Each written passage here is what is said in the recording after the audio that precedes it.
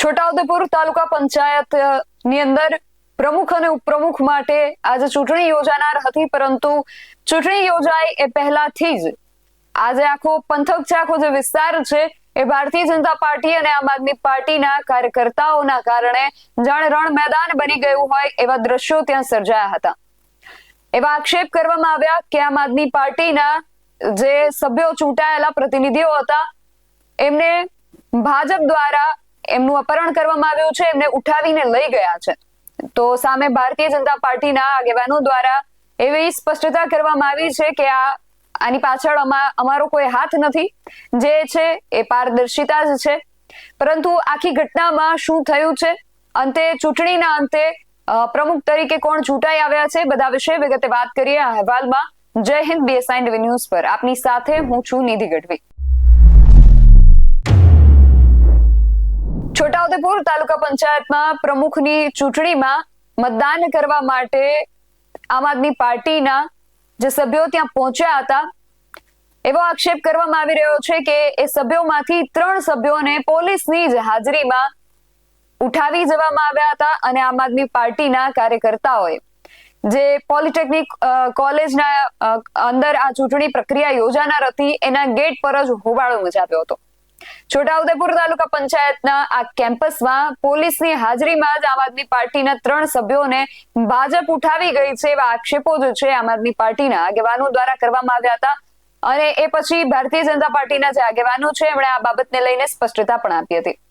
સૌથી પહેલા તો આમ આદમી પાર્ટીના આગેવાનો દ્વારા અને આ જે સભ્યો હતા એમના પરિવારજનો દ્વારા શું આક્ષેપ કરવામાં આવ્યા હતા એ સાંભળીએ અને પછી ભારતીય જનતા પાર્ટીના આગેવાનો દ્વારા આ વિષયને લઈને શું સ્પષ્ટતા કરવામાં આવી એ પણ સાંભળીએ। આજે આ ચૂંટણી પ્રક્રિયા થઈ રહી હતી છોટાઉદેપુરમાં તાલુકા પ્રમુખ ઉપપ્રમુખની, ત્યારે એમ કહેવા માંગીએ છીએ આજે અહીંયા જે ચૂંટણી પ્રક્રિયાની અંદર આજે છોટાઉદેપુરના જે આમ આદમી પાર્ટીના કાર્યકરો અને તેમના ઉમેદવારો અને સભ્યો અંદર ચૂંટણી પ્રક્રિયાની અંદર જઈ રહ્યા હતા, ત્યારે 3 ગેટ પાસ કરવાના હતા, ત્યારે ભારતીય જનતા પાર્ટીના નેતાઓ અને એમની ગાડીઓ અને કાફલા અંદર લઈ જઈને માણસો છોડી દીધા અને અમારા માણસોને અંદર પ્રવેશ કરવા માટે ચેક કરી લઈ ગયા અને છેલ્લા ગેટમાં લઈ જાય અને આરોપીને પકડી લઈ જાય। એવી રીતે 15 થી 20 જણાનું ટોળકું એ અંદર છુપાઈ રાખ્યું હતું પોલીસે અને છુપાઈ રાખ્યું હતું અને એમને પકડીને પોલીસ સામે લઈ ગયા, ઘસેડી મહિલાઓને હાથ ખેંચીને લઈ ગયા, મહિલાનો પગ ખેંચીને લઈ ગયા, એમના પગમાં વાગ્યું, સાડી ખેંચીને લઈ ગયા। પોલીસ એક પણ જવાબ બોલવા તૈયાર નથી।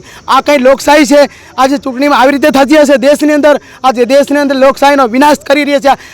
ગયા ને તો પોલીસ અમને પૂછપરછ કરી હતી કે તમે કયા એના છે, કયા ઉમેદવાર છે, એમ કરીને બધું જ પૂછપરછ કરી। તો અમારે એ પ્રશ્ન, અમારે એ મુદ્દો છે કે પેલા લોકોને કેમ ના એ પૂછપરછ કરી અને બધા લોકો કેમ અંદર બહારથી લઈ જતા તે અમને કોઈ ડાઉટ નહોતો, પણ મેન ગેટ પરથી લઈ ગયા એટલે અમને એ ડાઉટ છે કે પોલીસ એમની મિલીભગત છે એમ। પોલીસને બી અમારે કેવું છે એમ કે તમે એનો જવાબ આપો। આમ આદમી પાર્ટીના નેતાઓ બોખલાઈ ગયા છે, તેઓના ચૂંટાયેલા હોદ્દેદારો તેઓએ સિલેક્ટ કર્યા હતા અને એમના હાથમાં ના રહે એમનું દુર્ભાગ્ય છે।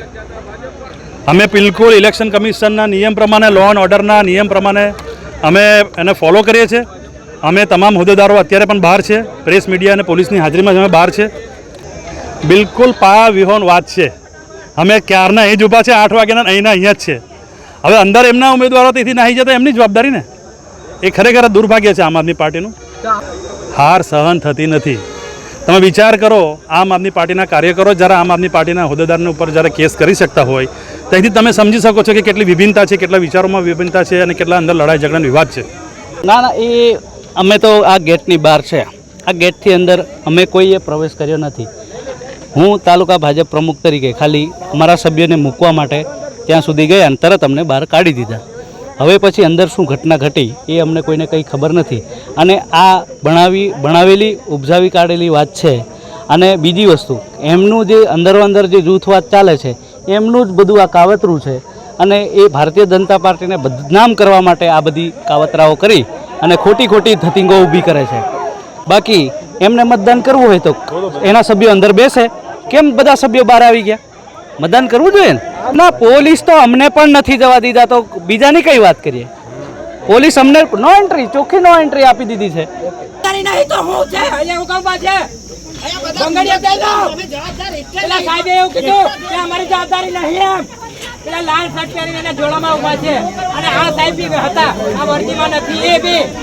કે અમારી જવાબદારી નહીં એમ મારા પપ્પા જોઈએ કલાકથી ઉભા છું મારા પપ્પા જોઈએ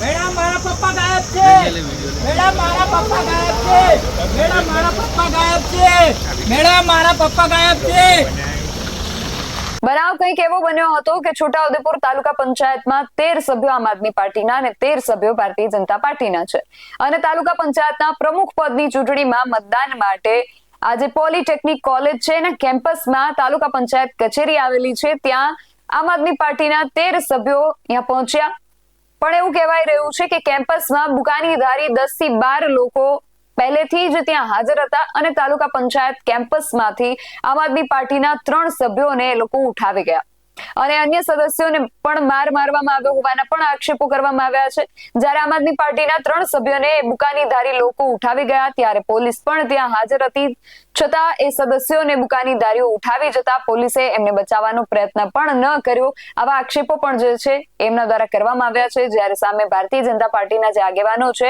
એણે આ વિષય લઈને સ્પષ્ટતા આપી છે ભાજપે સત્તાના જોરે સામ દામ દંડ ભેદની નીતિ અપનાવી છે એવા આક્ષેપો થયા સામે ભાજપે કહ્યું કે અમે લોકશાહીની ઢબે ચાલી રહ્યા છીએ અને આમાં અમારો કોઈ પણ પ્રકારનો હાથ નથી આ બધી ઘટના બની એ પછી ચૂંટણી જે છે એ યોજાઈ અને છોટાઉદેપુર તાલુકા પંચાયતમાં ભાજપ છે એનું બોર્ડ જે છે એ બની આવ્યું છે અને આમ આદમી પાર્ટીના એક પણ ઉમેદવાર ત્યાં હાજર નતા રહ્યા કારણ કે એ લોકોએ બહિષ્કાર કર્યો હતો અને એ લોકો ત્યાંથી નીકળી ગયા હતા ભાજપના 13 ઉમેદવારો ત્યાં હાજર રહ્યા હતા અને ભાજપની સ્પષ્ટ બહુમતીના કારણે ભાજપના જે પ્રમુખ છે એ રમેશ રાઠવા બન્યા છે અને ઉપપ્રમુખ તરીકે સુરજી રાઠવાની વરણી કરવામાં આવી છે ચૂંટાયેલા જે પ્રમુખ અને ઉપપ્રમુખ છે એ આ પોલિટેકનિક કોલેજ જે હતી એના ગેટ સુધી જ્યારે પહોંચ્યા ત્યારે ત્યાં આમ આદમી પાર્ટીના કાર્યકર્તાઓ સાથે ફરી એકવાર એમને સંઘર્ષ થયો એ સંઘર્ષના પણ દ્રશ્યો સામે આવ્યા છે આને લઈને જે એસડીએમ છે છોટાઉદેપુરના એમની પણ પ્રતિક્રિયા સામે આવી છે અને જે ચૂંટાયેલા પ્રમુખ છે રમેશ રાઠવા એમની પણ પ્રતિક્રિયા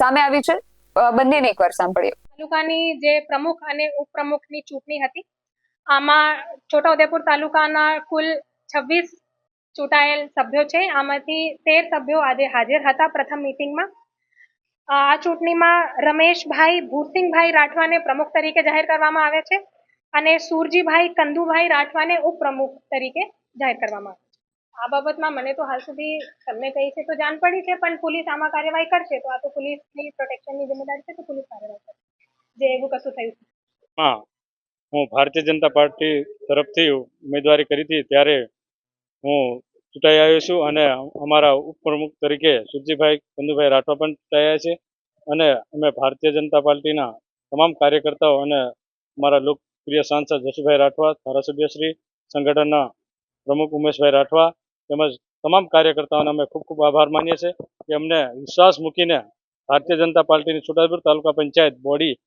બેસી છે ત્યારે અમે લોકોના દરેક કામોની અંદર અમે દોડતા રહીશું અને છોટાઉદેપુર તાલુકા પંચાયતના ગામોની અંદર વિકાસની દ્રષ્ટિએ આગળ વધીશું. વસ્તુ ભારત માતા કી જય.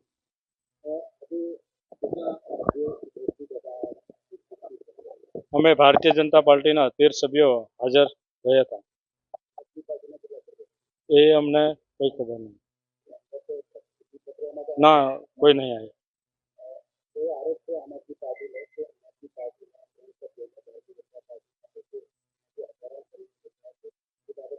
ના ના અમે કોઈ ખબર નહીં. તો આ પ્રકારે આક્ષેપોની વચ્ચે ચૂંટણી જે છે એની પ્રક્રિયા પૂર્ણ થઈ અને છોટાઉદેપુર તાલુકા પંચાયતની અંદર ભારતીય જનતા પાર્ટીના પ્રમુખ અને ઉપપ્રમુખ ચૂંટાઈ આવ્યા છે. હવે આગળ જતા આ પંચાયતમાં શું થાય છે, આમ આદમી પાર્ટી આ જે ઘટના બની તેને લઈને આગળ જતા શું પગલાં લે છે, ભાજપ આમાં આગળ શું કરે છે એ ખાસ જોવાનું રહેશે. તમારું આ સમગ્ર વિષયને લઈને શું માનવું છે અમને કમેન્ટ કરીને ચોક્કસથી જણાવજો. આવા જ વધુ અહેવાલો સાથે મળતા રહીશું. તમે મારી યુટ્યુબ ચેનલને સબસ્ક્રાઇબ કરવાનું અને અમને ફેસબુક અને ઇન્સ્ટાગ્રામ પર ફોલો કરવાનું ભૂલશો નહીં. બાકી નવી અપડેટ્સ માટે આપ જોતા રહો BSI ટીવી ન્યૂઝ. નમસ્કાર.